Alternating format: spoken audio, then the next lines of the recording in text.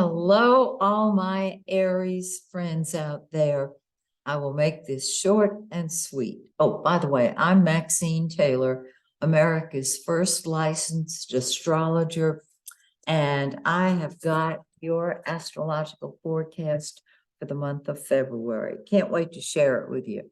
I've got a quick announcement, and some of you have been waiting to hear this because you've been asking.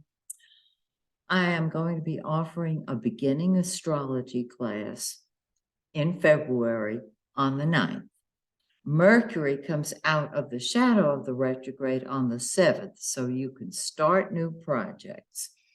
This beginner's class is for anybody who wants to learn the foundations of the birth chart, because that's what I teach. How to read a birth chart and how to forecast it. And if you take the beginning, intermediate, and advanced classes, you will get all that. Have you been thinking about studying astrology? Have you wanted to be an astrologer since you learned about it? Have you been studying on your own, but you just can't put it together? My beginning class is for you. Just go to my website, MaxineTaylor.com. Gives you all the information. If after that you still have questions, please send me an email or give me a call, and I will be glad to talk with you. I want to help you unleash your inner astrologer. I've been a professional astrologer for over 50 years. I've taught astrology, and I can simplify it so that anybody can understand it. And I'll carry you through all the classes. And when you have completed the 3rd class on forecasting, you will have the confidence to read people's charts, to charge for your services. And if you have questions from then on, I'm always here to answer them. All right, now let's talk about this awesome chart that you've got for February. All right, first of all, let's start with the most highly elevated planet, Mercury. Mercury is what we think about and talk about, right? It's in our 10th house, your 10th house, I should say, of career and public image. And you have been more vocal as a leader.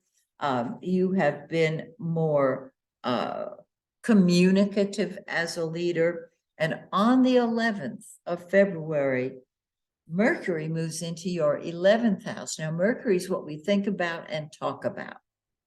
It's that simple. When it's in your 10th house, you're speaking as a leader and you're thinking about your leadership position. When it moves into your 11th house of friends, you're talking to friends, you're thinking about friends, you're interacting with friends. You might say, well, I always do that. Yeah, well, you're going to do it more, okay? Because that's why it's in the 11th house. Now, the sun, the yellow planet, is the giver of life. And wherever it is in your chart, that is the area that lights up. I think of the old pinball machines. It lights up and says tilt. This is where you're putting your attention. Now, this is great for friendships. On the 18th, the sun moves into your 12th house. The sun is the center of your life. So in the 11th house, your friends are the center of your life, right? When the sun moves into your 12th, your privacy, your solitude, that's the center of your life. And so announce to the people around you, I'm going to be in my 12th house for a while. I need my solitude and privacy. And the truth is you do. You do need your solitude and privacy. So go for it. Now, Venus, the pink planet, that's what you love. And in the 12th house, the 12th house is the subconscious. It's the spirit plane. You will be more introspective, particularly with the sun there. although the sun moves into the 12th house on the 18th and Venus moves into the first house on the 19th. But Venus is what you love, and your concept of love is greater than anything you might find here on the earth plane. And so you can see that there is going to be a desire for solitude and privacy, maybe even just to sleep, but you're using your divine mind to attune yourself with the spirit plane. On the 19th, remember, wherever Venus is, that's what you think is beautiful. That's what you love. You love your solitude. On the 19th, you fall in love with you. And I love this because all of us experience that once a year at some point in time. And this is when we take care of our body, when we fix our hair differently. We might be going to the gym more. I know for the last 2 years, people have not necessarily exercised as much as they normally would. And so here you are, Aries, saying, look at me, I'm beautiful. And you are. Now, Jupiter is in Aries in the first house. And Venus is the lesser benefic. That's a joke, right?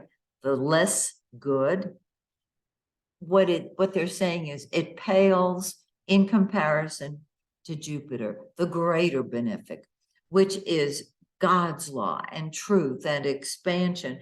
And with Jupiter in your first house, watch what you're eating because your physical body is your first house and it can expand. You know what I'm saying?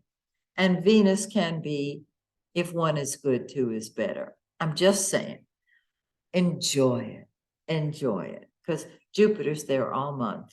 Now, Mars, the red planet, is in your third house of communication. You shoot from the hip in all situations. Well, you're really shooting from the hip. You're expressing your ideas. You may be writing more or speaking more, doing a podcast. In other words, wherever Mars is, that's what we fight with and fight for. And you are fighting with and fighting for your ideas. Bravo to you. I love that. Okay, we have a full moon on February 5th. On a full moon, everything comes to a head. We know that one.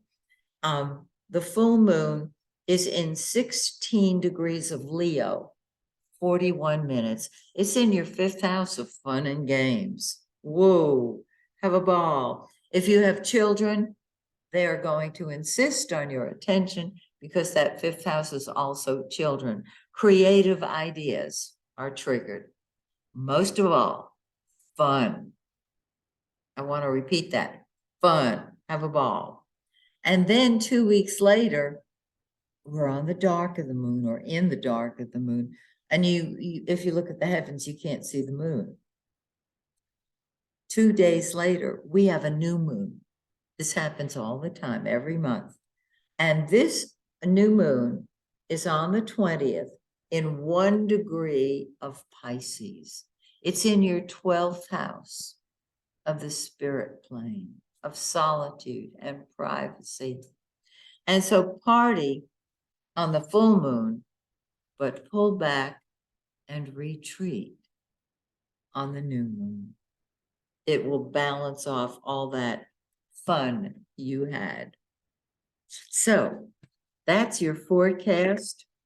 I love the way it looks. I hope you do too. I hope you have a fabulous February. And join me next month when, once again, I take a look at your forecast.